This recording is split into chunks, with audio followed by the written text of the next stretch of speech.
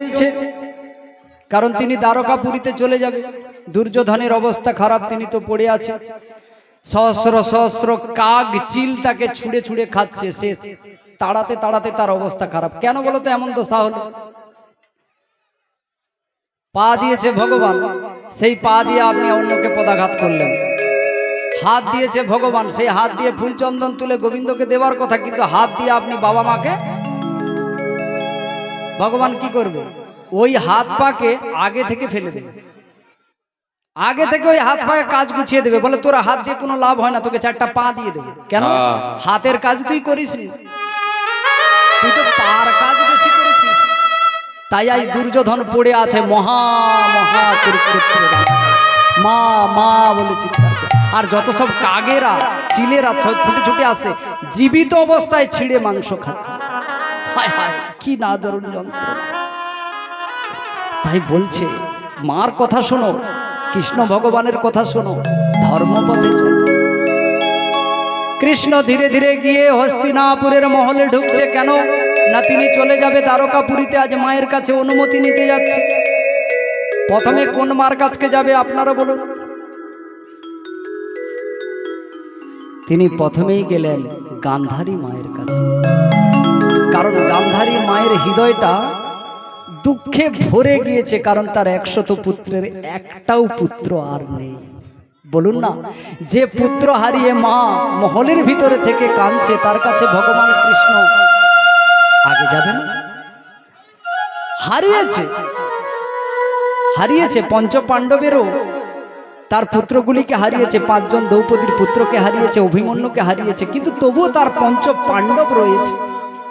কিন্তু গান্ধারী সব হারিয়ে ফেলেছে, একটাও কেউ নেই। তাই চোখের জলে কাঁদতে কাঁদতে কৃষ্ণও যাচ্ছে গান্ধারীর কাছে। মা মা, কে কে মা বলে ডাকিস? আমাকে তুই মা বলে ডাকবি না কৃষ্ণ, আমাকে তুই মা বলে ডাকবি না। মার মর্ম তুই কি জানিস?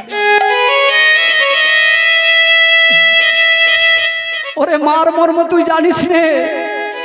তুই গয়লা ছেলে, তোর হৃদয়টা পাথর। তুই যদি মার মর্ম জানতিস, তাহলে একটা অন্তত ছেলে আমার কোলে রাখতে পারতিস।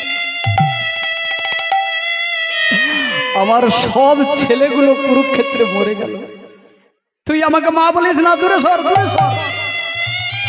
মা, আবার মা বলছিস? যা দূরে যা বলছি, দূরে যা কৃষ্ণ, আমাকে একবারে মা বলে বলবি না। কেন মা? আমার অপরাধটা কি? তোরই জন্যই এত বড় কুরুক্ষেত্র হলো। তুই যদি একটু চেষ্টা করতিস কৃষ্ণ,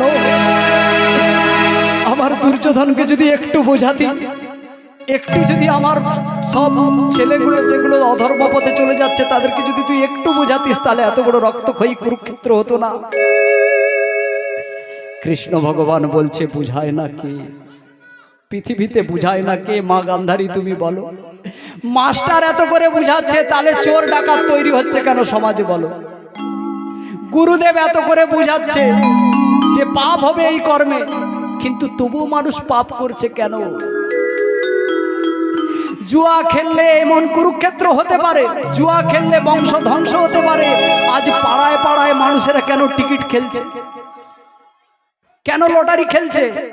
জানে না এই জুয়া আমাদের জীবনটাকে ধ্বংস করে দিয়েছিল, কুরুক্ষেত্র হয়েছিল, কত রক্তক্ষয়ী যুদ্ধ হয়েছিল। আজ প্রত্যেক বাড়ির মানুষ একটা একটা করে সবাই জুয়া খেলছে। এমন কি জুয়া খেলার বাইরে নেই মা, সব জুয়া খেলা ঘরের সামনে এসে গেছে। জুয়াতে কখনো কারোর উন্নতি হয় না মা, জুয়াতে ধ্বংস হয়ে যায়। তোমার পুত্ররা জুয়া খেলেছিল, তাতেও কোনো অসুবিধা ছিল না। এমনকি তারা জোর করে ইন্দ্রপ্রস্থ দখল করে নিল, আর কুরুক্ষেত্রের ময়দান এসে তাদের সামনে উপস্থিত হলো। কেন জানো মা? তুমি গান্ধারী, তুমি বলছো আমি বুঝাই না। আমি বুঝাতে গিয়েছিলাম তোমার দুর্যোধন। যখন 12 বছর বনবাস, 1 বছর অজ্ঞাতবাস কাটানোর পরে পঞ্চপাণ্ডব দ্রৌপদীকে নিয়ে নিজের রাজ্যে ফিরে এসেছিল, এসে বলছিল, দাদা দাদা দাদা, এক কাজ করো, যে জ্যাঠামশাইকে বলো আমাদের হারিয়ে যাওয়া মহলটা যেন আমাদেরকে দান করে দেয়। হ্যাঁ হ্যাঁ হ্যাঁ ভাই আমি যাব, তাই গিয়েছিল। কিন্তু সেই দিনও দুর্যোধন, দুঃশাসন, শকুনি আর ধৃতরাষ্ট্র তাদেরকে ফেরত দিল না, তাদেরকে তাদের রাজ্য ফিরে দিল না। তাই শোনো মা, হে গান্ধারী, তুমি আমাকে এত বড় অপবাদ দিচ্ছ। আমি হতেই কুরুক্ষেত্র হয়েছে, আমি যাই না। আমি প্রত্যেকবারে বুঝতে গিয়েছি, আমি গিয়ে ওই দুর্যোধনকে বলেছি কেন যুদ্ধ করবে, পঞ্চপাণ্ডবকে থাকার জন্য 5টা গ্রাম দিয়ে দাও। ওরা আর কিছু চায় না, শুধু 5টা গ্রাম চায়। 5টা গ্রাম পেলে তারা সুস্থভাবে শান্তভাবে থাকবে। কিন্তু তোমার ছেলে কি শুনেছিল মা? তোমার ছেলে শুনল না। তোমার ছেলে ওইখানেই বলে উঠল, বিনা যুদ্ধে নাহি দেব সুচগ্রভাগ মৃত্তিকা। বিনা যুদ্ধে সূচের অগ্রভাগ মৃত্তিকা দিচ্ছিল না মা। তুমি আমায় অপবাদ দিলে মা, আমি থাকতে। হ্যাঁ কৃষ্ণ, তুমি থাকতে। তুমি যদি বৃন্দাবনে বাঁশি বাজিয়ে গোপীদের মনকে গলিয়ে দিতে পারো, বৃন্দাবনে বাঁশি বাজিয়ে যদি পাথরকে গলিয়ে দিতে পারো, আজ তুমি পারলে না। পারলে না যুদ্ধের আগে কৃষ্ণ ভগবান হয়ে তুমি দুর্যোধনের মনটাকে গলিয়ে দিতে। বলে মা, আমি সেই দিন গিয়েছিলাম ভারী সভায়, তোমার ছেলে আমাকে দড়ি দিয়ে বাঁধার জন্য, দুঃশাসনকে, শকুনিকে, সবাইকে বলল দড়ি নিয়ে এসো, কৃষ্ণকে বাঁধবো। আরে ভগবান সামনে থাকলেও যে যেমন চশমা পরে সে তেমন ভাবে চিনে। বলো, কুরুক্ষেত্রের যুদ্ধে ভগবান শ্রীকৃষ্ণ স্বয়ং ছিল, দুর্যোধনও তার পাশে ছিল, কিন্তু কৃষ্ণকে কি চিনতে পারলো? পারলো না। কিন্তু পঞ্চপাণ্ডব তাকে নিয়ে বনে, তার আদেশ মেনে বনে চলে গেল, কিন্তু কৃষ্ণকে তারা ছাড়লো না। যথা ধর্ম তথা জয়, অধর্মের হবে মাগো পরাজয়। তোমার ছেলেরা অধর্ম করেছিল, অধর্ম পথে গিয়েছিল, তাই তাদের এমন অবস্থা হয়ে গিয়েছে। আর ওই দুর্যোধন আমার ভাগ্নে অভিমন্যুকে অন্যায় ভাবে হত্যা করেছে, সপ্তরথী মিলে একটা বালককে। সেই দিন তো তুমি বলনি গান্ধারী, সেই দিন তুমি বলনি যে দুর্যোধন তোর যুদ্ধ বন্ধ কর, যুদ্ধ বন্ধ কর। যেই দিন অর্জুনের সন্তান অভিমন্যু মারা যায়, সেই দিনও তুমি ছিলে, তুমি জানতে তোমার চোখ বাঁধা থাকলে কি হবে, তোমার কান তো খোলা ছিল। সেদিন কেন বাধা দিলে না? আজ তোমার পুত্র মরেছে বলে আজ তুমি বাধা দিচ্ছ। কৃষ্ণ তিনি বলল, মাগো, যে যেমন কর্ম করে সেই কর্মফল তাকে ভোগ করতে হয়। তোমার দুর্যোধন মরেছে এই কারণে। আচ্ছা মা, তোমাকে বলি, আদিগুরু কে? মায়েরা আপনারা বলুন। ও মা, আদিগুরু কে গো? পিতা আর মাতা। আরে একটা ছেলে দৌড়ে এসে বলছে, আরে আরে তোমাদের খোকন কালী পূজায় এমন মাল খেয়েছে, ও পড়ে আছে, বমি করছে। এই চুপ, খোকন খেয়েছে তো তোর বাবার কি হয়েছে? কে বলছে? ওর মা বলছে। কেন না, খোকন মাল খেয়ে পড়ে আছে, চিৎকার করলে মান সম্মান যাবে। 5 ঘরে বাচ্চা খায়, আমাদের বাচ্চাও কালী পূজায় একটু খেয়ে নিয়েছে, কি হয়েছে? এ নিয়ে হাল্লা করে নাম নেই। তার বাবাকে বলছে, তুমি বকবে না, কিন্তু তুমি একবার কিছু বলবে না।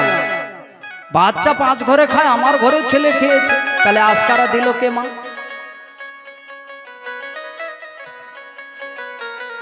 জন্ম দেওয়া যায়, মা হওয়া খুব কঠিন। তাই গান্ধারীকে কৃষ্ণ বলছে, যখন পদে পদে অপরাধগুলি করছিল, তুমি তোমার স্বামীর জন্য চোখে পাট্টি বেঁধে নিয়েছো। স্বামীর সোহাগে তুমি চোখে পাট্টি বেঁধে নিয়েছিল। স্বামী দেখবে না, আমি দেখবো না, কিন্তু তুমি দেখবে না, স্বামী দেখবে না, বাচ্চাগুলো তাহলে কি হবে? বাচ্চা যদি ধারালো অস্ত্রে হাত দিতে যায়, মা বাবার যদি চোখ খোলা থাকে, হাত দিবি না, হাত দিবি না, ধারালো আছে, কেটে যাবে। বাচ্চা যদি পড়ে থাকা বিড়ি সিগারেটের খোঁয়া নিয়ে মা স্কুল নিয়ে যাচ্ছে, সে যদি তুলে মুখে নিয়ে, মা কি বলবে? এই এই এটা অন্যায়, এই ফেলা ফেলা ফেলা ফেলা। মা যদি প্রথম থেকে চোখে বেঁধে রাখে, বাচ্চা কি করছে মায়ের লোক। আজ এই সমাজের অবস্থাটাও এই হয়ে গেছে। পিতা মাতা সবাই মিলে অল্প বয়সের ছেলেগুলো, যেগুলো দুধের দাঁত এখনো পর্যন্ত শেষ হয়নি, তার হাতে একটা একটা করে কি দিয়েছে মা জানেন? ও মোবাইলে কি করে? ও মোবাইলে গেম খেলে। ওর জীবনের গেম খেলার আরম্ভ করে দিয়েছে, ওর জীবন লীলা শেষের খেলা ও আরম্ভ করে দিয়েছে। এটা মা বাবা জানে, প্রত্যেক মা বাবা জানে যে 18-20 বছরের আগে যদি বালক এই পথে যায়, ও কিন্তু বেশি দিন আর বাঁচবে না। তবুও মা বাবা নিজের জায়গা জমি বিক্রি করে, শাশুড়ির পুরনো হাঁড়ি কড়া বিক্রি করে ছেলেকে মোবাইল দিচ্ছে। তাহলে বলো তো, জানতে শুনতে গান্ধারী হচ্ছে আর দুর্যোধনের মতো নিজের সন্তানকে করে তুলছে। এতে কৃষ্ণ ভগবানের অপরাধটা কি? যদি ওই ছেলে বলে শেষের দিনে আমি চোখে দেখতে পাচ্ছি না, আমার চুল পেকে যাচ্ছে, আমি চলতে পাচ্ছি না, খাটতে পাচ্ছি না, এর জন্য কে দায়ী? ভগবান না আপনারা কে বলেন? যার মা ভালো তার ছা ভালো। আমাদেরকে শক্ত হাতে শুধু দেবদেবীর পুজো করলে হবে না, এই দেবীও চায় তার ঘরের সন্তান যাতে ভক্ত হয়। তার জন্য তিনি আস্তিক মুনিকে, নিজের একটা ছেলেকে তিনি বৈষ্ণব করেছে। আর আমরা তাকে হাই শিক্ষিত করব, হাই সোসাইটি দেব। সে বড় চাকরি করবে, সে চুরি করবে, করুক, মাইনে তো বেশি পায়। আর গাল বাজিয়ে বাজিয়ে আমরা বলতে পারবো আমার ছেলে এমনি এমনি 40 পায়, কিন্তু এদঘে করে আরো 40 পায়। চুরি চামারি করেও 40 পেলে মা তাকে অহংকার করে বলে বেড়ায় আমার ছেলের 80,000 টাকা বেতন। তাহলে তুমি চুরিতেও সাহায্য জোগালে, ছেলে প্রথম মাল খেলো তাতেও সাহায্য জোগালে, বিড়ি খেলে সাহায্য জোগালে, তাহলে কি হবে? তোমার ছেলে একদিন মূর্খ হবে, ও যমরাজের মতো হয়ে তোমাকেই ঘাড় ধাক্কা দিয়ে বাইরে বের করে দেবে। তাই মাগো, মাটির প্রতিমা পুজিস আমরা, খড়ের প্রতিমা পুজি আমরা, মাকে তো আমরা ঠিকভাবে চিনলাম না। প্রতি মার মাঝে যেই দিন তোমাদের মাকে দর্শন হবে, সেই দিন আর দেবদেবীর পূজা তোমাদের করা লাগবে না। শিগুরুনি তাই মাকে তুলসী চন্দন দিয়ে কখনো পূজা করেছো? বলে না না, ও কাজ করি না, মাকে প্রণাম করার টাইম নেই। আমাদের দেবদেবীর পূজা, দেবদেবীর পূজা করো হইয়া তৎপর, পূজা শেষে মেগে নাও কৃষ্ণ রূপের বর। কিন্তু নিজের মাকেও খেতে দাও, নিজের মাকেও সম্মান করো, নাহলে ওই যে দেবী বসে আছে, 1000টা টিউবলাইট জ্বাললে তার কর্মফল কেউ দেখতে পায় না, কিন্তু চোখ বুজে গেলে কর্মফলটা তার সামনেই লাইট হয়ে দাঁড়িয়ে যাবে। এত ঘরে লাইট লাগাচ্ছ, মোমবাতি জ্বালছো, শেষের দিনে কিন্তু চোখ বুজে গেলে কি জ্বালবে? শেষের দিনে চোখ বন্ধ হলে কি জ্বালবে? সেই দিন গোবিন্দ তোমার জন্য প্রদীপ নিয়ে দাঁড়িয়ে থাকবে, যদি তার পথে থাকো। তাকে চেনার চেষ্টা করো, এই ধরতিতে, এই পৃথিবীতেই তিনি রয়েছে। তাই তোমার ছেলে বুঝতে পারলো না, আমি তার পাশে থাকলাম, অথচ আমাকে দড়ি দিয়ে বাঁধতে চেষ্টা করেছি। আমি তাকে বিশ্বরূপ পর্যন্ত দেখিয়েছি, অর্জুনকেও বিশ্বরূপ দেখিয়েছি, আর আমি সেই রূপটা দুর্যোধনকেও দেখিয়েছি। কিন্তু দুর্যোধন সে রূপ দেখেও আমাকে চিনতে পারল না। আর কৃষ্ণ ভগবানকে অর্জুন একবার মাত্র অর্জুনকে বিশ্বরূপ কৃষ্ণ ভগবান দেখিয়েছে, তাতেই তিনি বুঝতে পারছে যে আমি জিতে যাব। কেন না, আমার দলে ভগবান রয়েছে। যথা ধর্ম তথা জয়, অধর্মের হবে পরাজয়। তাই মা, তুমি আমাকে দোষ দিও। আচ্ছা, তোকে দোষ দেবো না, কাকে দোষ দেবো? বৃন্দাবনে এত লোকের মানুষের মন তুই গলে দিলি, আর এইখানে দুর্যোধন তার 100 ভাইয়ের মন গোলাতে পারলি না। বলে পারবো কি করে, ওরা যদি না আসে আমার কাছে। এই যে ভাগবত কীর্তন হচ্ছে, এখান থেকে জ্ঞান আপনি পাবেন যদি এখানে আসেন। এখানে শাস্ত্রের যদি আপনি বাণী শুনেন তবে তো পাবেন। ঘরে বসে বসে আপনি শুনবেন না, কিছু করবেন। আচ্ছা, পাগলেরা ঘুরে বেড়ায়, তাদের চুল দাড়ি অত বড় বড় কেন বলো তো? কি গো ভক্তমণ্ডলী, সবাই উত্তর দিন। পাগলের যা ঘুরে বেড়াচ্ছে তাদের অত বড় চুল দাড়ি কেন? এক বাবা তখন বলছে, ও যদি নাপিতের কাছে আসে তবে তো চুল দাড়ি কাটা হবে, ছোট হবে, ও যদি না আসে। সেই রকম পৃথিবীতে সব জায়গায় ধর্ম, ভাগবত, কীর্তন হচ্ছে, আমি যদি না যাই তাহলে কি করে জানতে পারি? কৃষ্ণকে চিনতে হলে আমাদেরকে একটু হলেও তার পথে যেতে হবে, তা না হলে হয় না। সেই রূপ গান্ধারী মা, তুমি আমাকে দোষ দিও না, আমি তোমাকে দোষ দেবই দেব। তুমি থাকা সত্ত্বে হলো, হে কৃষ্ণ, তুমি থাকতে থাকতে এমন ঘটনা ঘটে গেল, আমিও অভিশাপ দিচ্ছি, তোমার 56 কুল যদুবংশ ধ্বংস হবে, ধ্বংস হবে, ধ্বংস হবে। জানে তাহলে কৃষ্ণ কান্নাকাটি আরম্ভ করে দেবে, কিন্তু না, কৃষ্ণ বলল, মা তথাস্তু, অভিশাপেও আমার আশীর্বাদ হলো। কেন? আমি বংশ রোপণ করেছি, শেষে যাওয়ার সময় যদি না সেই বংশটাকে নিয়ে চলে যায়, ওই বংশতেই ডাকাত হবে, ওই বংশতেই মদখোর জন্ম নেবে, ওই বংশতেই সবাই আসবে, আর এসে কি বলবে, আমি কৃষ্ণের বংশের ছেলে, আমার গায়ে কেউ হাত দিবি না, আমি রাজা, আমি নেতার ছেলে, আমি মন্ত্রীর ছেলে। এই জন্য মাগো, আমিও 125 বছরে লীলা সম্বরণ করে চলে যাব, আর আমার বংশটাকেও সঙ্গে নিয়ে চলে। কেন? এই জন্য তার লীলা চেনা বড় মুশকিল, সে রয়েছে তো সব। আমি কি করলাম, আমি কি করলাম, আমার তো এটা করা উচিত নয়, আমি তো ধর্মপথে আবার ছেলেগুলোকে মানুষ করতে পারি না, আর আমি কৃষ্ণ ভগবানকে আমি অভিশাপ দিয়ে দিলাম। আমার কোন মুখ থেকে এমন কথা এসে গেল, হে গোবিন্দ আমায় ক্ষমা করো। না মা, না না মা, না, আমি জানি আমার কর্মের ফল আমাকে ভোগ করতে হয়। কোন মানুষ, কোন কিন্নর, কোন বানর, কোন দৈত্য, কোন ঋষি, এমনকি আমি স্বয়ং ভগবান, আমি আমার কর্মফল থেকে রক্ষা পাই, আমার কর্মফল আমাকেই ভোগ করতে হবে। বলছে কেমন? বলে যখন হিরণ্যকশিপুকে বধ করার সময়, যখন ভগবান নরসিংহ অবতার হয়ে হুঙ্কার করেছিল, শুনুন কেন ভগবানকেও ক্ষমা নাই, সেই হুঙ্কারের ফলে ওই হিরণ্যকশিপুর মহলের পাশে এক ব্রাহ্মণী ছিল, তার নাম সুতপা ব্রাহ্মণী। ওই হিরণ্যকশিপুরের গর্জনের ফলে, সিংহরূপে যে এসেছিল গর্জন হুঙ্কারের ফলে, ওই সুতপা ব্রাহ্মণীর গর্ভপাত হয়ে গিয়েছিল অকালে। অকালে যা গর্ভপাত হলো, সঙ্গে সঙ্গে তার মুনিকে ডেকে বলছে, কেন এমন হয়ে গেল, আমরা তো ধার্মিক। বলে তোমার কোনো দোষ নেই সুতপা, তোমার কোনো দোষ নেই। ওই ভগবান নৃসিংহ হয়ে সাধারণ হিরণ্যকশিপুকে, যাকে এক মুহূর্তে মেরে দিতে পারে এক চোখে, তাকে মারার জন্য এত বড় হুঙ্কার করল, আর আমাদের গর্ভের সন্তানটাকে নষ্ট হতে হবে। চলো আমরা ওই ভগবানের কাছে যাব। হে ভগবান! নৃসিংহ ভগবান তখন সাধুকে দেখে বলছে, প্রণাম। বলো। বলে তুমি একটা বিরাট অপরাধ করলে। সে কি? আমি অপরাধ হতেও পারে, বলো কি অপরাধ?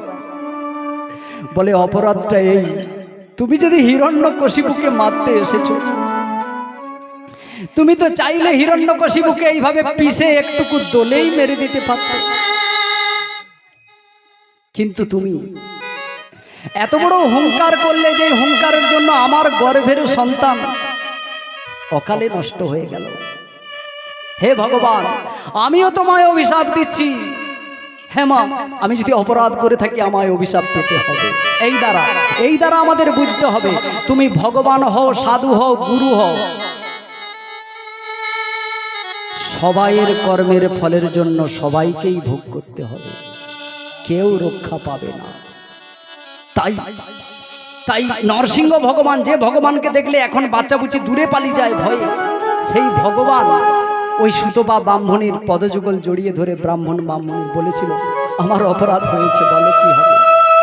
তুমি সেই ত্রেতা যুগে ভগবান রূপে জন্ম নেবে, কিন্তু তুমি যে ভগবান বলে তোমার জ্ঞান থাকবে না, তুমি বিস্মরণ হয়ে যাবে। তুমি সাধারণ মানুষ যেমন বউকে হারিয়ে কান্নাকাটি করে, মা বাবাকে পিতামাতাকে হারিয়ে কান্নাকাটি করে, তেমন তোমাকেও তোমার স্ত্রী সীতাকে হারিয়ে হা সীতা হা সীতা সাধারণ মানুষের জন্য যেমনই ব্যবহার, তুমি ভগবান হয়ে সেই ব্যবহার করবে। তুমি নিজে চিনতে পারবে না যে আমি ভগবান, এই আমার অভিশাপ।